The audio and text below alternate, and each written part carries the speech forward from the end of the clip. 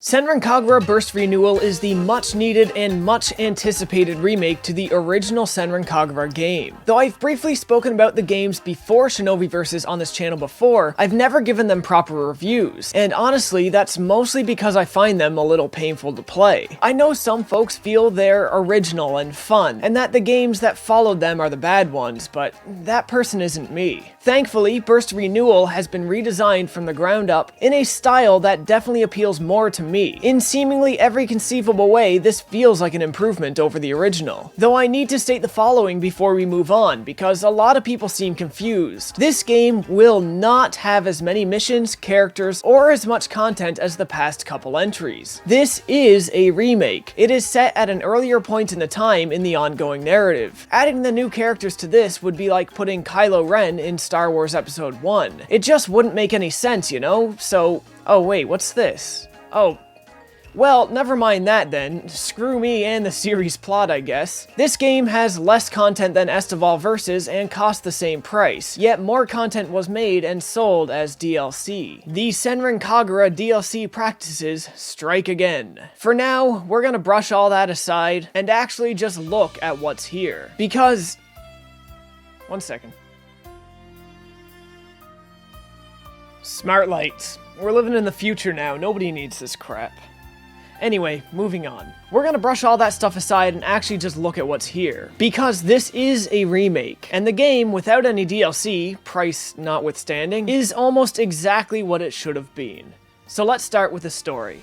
This game focuses on two schools of shinobi, the Hanzo Academy, the School of Good Shinobi, and Hibijo, the School of Evil Shinobi. Each school claims ownership of a scroll that contains knowledge of a super secret and supremely powerful ninja art. It's rumored that anybody who possesses both possesses something of an ultimate power. Though the good and bad shinobi first meet on happenstance, the evil shinobi start pushing for more direct and purposeful interactions with the good shinobi to gauge their powers and sow seeds of doubt within their ranks. And through these actions, they intend to find a way to get into their school and claim ownership of the second ninja art scroll and unlock the true ultimate power. There's really not much else here, to be honest, at least not much else of note. You can choose which side of the story you want to experience first, but properly beating the game is properly beating both sides. Each story contains 40 main story quests, most just being slice of life filler and character interaction stories, with a bonus 41st quest for after you finish the main 40. There are extra quests to do along the way which unlock as you progress. There's also bonus objectives and collectibles to find in most stages. The extra quests are kind of nothing quests, but it's good to have some additional content nonetheless. However, if you've played any of the other Senran Kagura games and you're familiar with the character-specific quests known as Girl's Heart missions, which, I'll be honest, were my personal favorite part of Shinobi Versus, those are not in this game at all. All in, this is one of the lightest Senran Kagura games in terms of cast and scope of content. I'd estimate no more than 20 hours are needed to unlock everything this game has to offer. If you happen to have played the original version of this game before, or watched the anime, or read the manga, then you've heard the story of this game several times already. Personally, this is my third or fourth time going through this story, and while it is one of the better stories in the Senran Kagura series, I've heard it enough for my taste. If you're in a position similar to me, then thankfully there's an answer. There is an option in the options menu to automatically skip all the story content. I didn't use this because I have to review the game, but it's definitely a great addition for folks in my position. It's also a great addition if you happen to be playing on PC and you're one of those people who bought this mainly for the mods and you don't really care much about the story at all. Now, I mentioned at the start that I found the original version of this game a little bit painful to play. And I also stated that this one really isn't. So let's take a look at the combat and check out the overhauls and new additions. Now, this is a Senran Kagura game, and what that means is we have a bunch of girls with no semblance of balance just going head to head in extremely frantic and kind of button mashy warrior styled combat. By that description, the gameplay may sound kind of painful, but honestly I don't think I would change it for very much. Normal combat is made of a pretty typical selection: light and heavy attacks, jumps, blocks, dashes, dashes, and parries. Combo chains aren't insanely long, at most we're looking at 5 or 6 hits in a row before they repeat, but most characters have a short enough combo recovery time that it never feels like the action actually stops. If you hit somebody hard enough to send them flying, you can also dash after them and enter a combo state known as aerial rave. And I would say that it's in this aerial combat that the game feels the best. But you definitely have to watch your surroundings while doing this, as you'll learn very fast that the camera is not your friend in this game. As you do battle, you will charge 2 meters. Using the blue one up here will unlock temporary stat increases as well as infinite aerial rave combo abilities. Though infinite aerials are fun, it would tend to break the game if it was possible all the time. So I'm happy to see it relegated to a timed powered up mode. When the blue meter drains completely, or if you choose to end the state early, you will unleash one extra powerful attack. And from what I can tell, this attack is the same for all characters. The second meter you charge during combat is this yellow one up here. This is for your ninja arts and your shinobi transformations. Transforming will replenish all of your HP and unlock your ability to use your secret ninja arts at a cost to the same meter. Transforming will also give you a big boost to your defense and attack capabilities. But beware, your enemies will also transform and reap all of the same benefits that you do. And when they do, it's often a good idea to follow their example and stay on equal footing to them, as some of them can kill you in one hit if you don't. The game also has a taunt, and I gotta say, I kinda love it.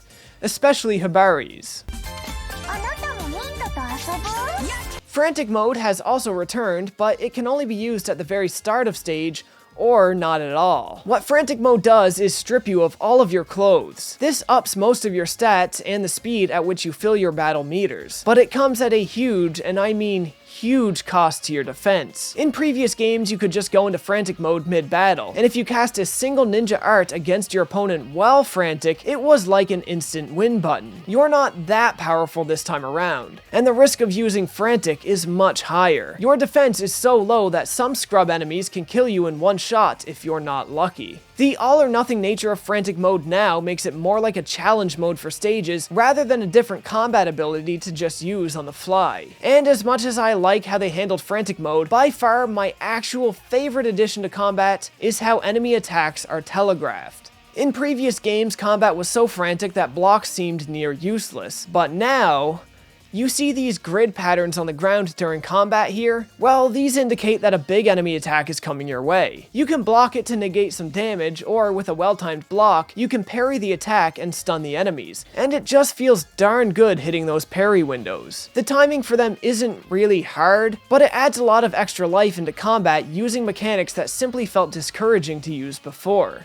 As you progress, you will level up in different categories depending on the style you fought in, whether it be normal mode or frantic. Leveling is not nearly as generous as it was in the other games, but the abilities that you unlock along the way certainly add to the gameplay. Beyond this, battle is a little tough to explain. A lot of people seem turned off or confused by the series because every character handles differently. Not everybody can dash cancel, for instance, and I see some people hold that against the games. I don't really think that that's a bad thing. Sure, there's some characters that I don't like playing as because they don't match my playstyle, but I don't think every character needs to cater to me. Personally, I hate playing as Ikaruga because her end combo lag is just insane to me. Mirai also feels just too stiff for my taste, though I'm sure for some other folks, I just talked about their main characters in a bad way. All the fighters have personality to their styles, and learning each one keeps gameplay at least a bit more interesting than if they all had the same functionality. Do you like fighting as Luigi in Smash Bros? Well, then you might like Hibari. Have you ever wanted to see what it's like to fight using only your feet? Then Katsuragi is your girl. I do think there's somebody for everybody. The game is anything but balanced, but there's not really a place where I think that matters here, especially where this entry has no online component. Fights may seem unfair, but they're unfair in the same way a Ninja Gaiden game is. There is a certain amount of fun in learning how to play around what can sometimes feel cheap and challenging, to learn how to play harder and smarter. Then again, there's rarely a time where you need to employ that level of dedication. This game isn't exactly difficult aside from the final battles, and the bonus 41st missions in each story, but the game is exactly what Senran Kagura has always been: fast and fun. Of course, battle isn't the only form of gameplay here. Well, if you can call the next part gameplay anyway. As most of you likely know already, the intimacy mode in Senran Kagura Burst Re was removed on the PlayStation 4 as per Sony's wishes. But I played the game on PC, so we'll touch on it lightly. What this mode is pretty simple. You poke, prod, grope, and pet the girls and charge this little heart meter in hopes of getting to some special surprise. Honestly, this mode has never done anything for me. I always just poke around long enough to see what the hidden content is, and it's always just kind of meh. At most, I get a laugh. Of course, we also have the store and the dressing room and our diorama mode, all of which are pretty fleshed out. In fact, I used the diorama mode to make the thumbnail for this video. If you're coming from some of the newer games, you may remember the lingerie lottery. That is not present in this game. All the costumes are either bought in-game or DLC. Personally, I think this game plays the best out of the series so far, though clearly it is limited in its level of content. Less characters, less missions, no online component, shorter story, no girls' hearts missions, still crummy DLC practices, but it is what it is. 15 to 20 hours didn't really seem like a bad return on investment for me, but it is, without a doubt, a lesser bargain than the previous entries. Now, where I did play this on PC, I did run into a number of issues. So before we close out this review, let's take a look at some technical aspects of Senran Kagura Burst Re on the PC. Let's get the nice stuff out of the way first. The music. I like it. I always like the music in these games. This 100% Phantom of the Opera ripoff, and I mean that nicely, is probably my favorite tune in the game.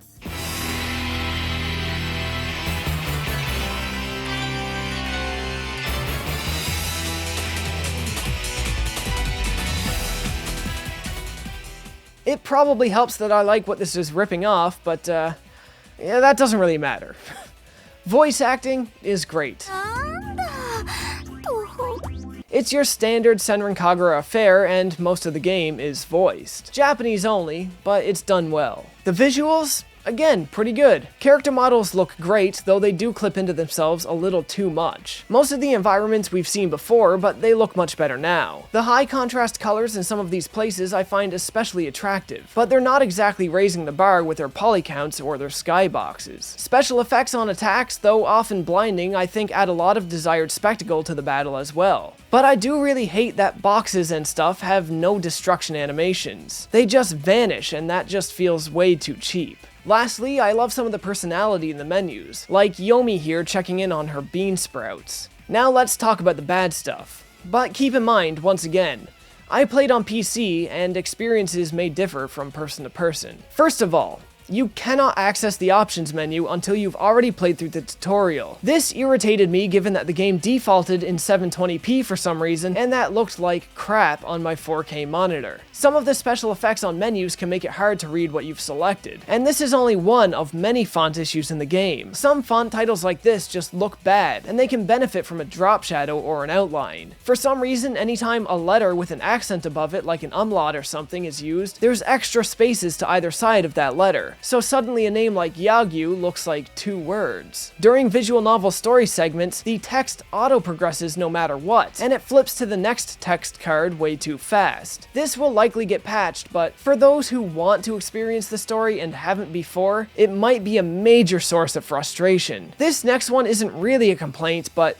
given this is a remake, I thought that they could restore some of the story art to proper widescreen. I don't particularly care either way, it just would have been nice to see. Some environment obstacles can be walked through, and some can't. AI on some of the scrubs is still atrocious. Given the nature of combat, this isn't usually a problem. It just becomes annoying when there's one or two left alive to kill before you can progress, but for some reason they're running into walls or got stuck behind some random obstacle or wall somewhere and you can't see them. Most of the combat is really fluid, but they could definitely improve chaining attacks from a run. The demo of Anthem they included in this game was about as fun as the real demo for Anthem. Nothing like an infinite load screen bug to stop your winning streak leading to a final boss. I only encountered this once, but it seems to be a fairly common complaint on the forums. And lastly, some slight performance issues. For the most part, the game played rather smooth, but during every transformation sequence, the animation snagged up a bit. At first, I thought this was my GPU, as I was definitely overworking it by playing and recording in 1080p 60 FPS at the same time, on one machine with one graphics card. But I dropped my recording to 30 FPS just to check. The issue still persisted. I dropped the game to 30 FPS. Again, the issue still persisted, and my GPU was hardly clocking 50% while running this part. Well, I concluded that it wasn't me, and this seems to be a known issue in the forums now too. So yeah, this game definitely needs some patches. For those who want to play this game to catch up on the story that you might have missed before, hold off on it. Wait for the patch notes, because you're definitely not going to get the whole story with the game in the state that it's in. For the rest of you, though I do have a list of complaints, they're minor at best. I enjoyed the game as I do most Senran Kagura games, though I will not recommend buying this one at full price, especially where it is a lesser game than its equally priced predecessors. Keep your eyes peeled for patch notes if you're interested, and look out for a sale. And that's all I'm going to say on Senran Kagura Burst Re. If you guys liked this video or found it helpful at all, you know the deal. Like, comment, subscribe, share the video if you can. If you really like the content, consider supporting the show on Patreon. As always, folks, thanks for watching.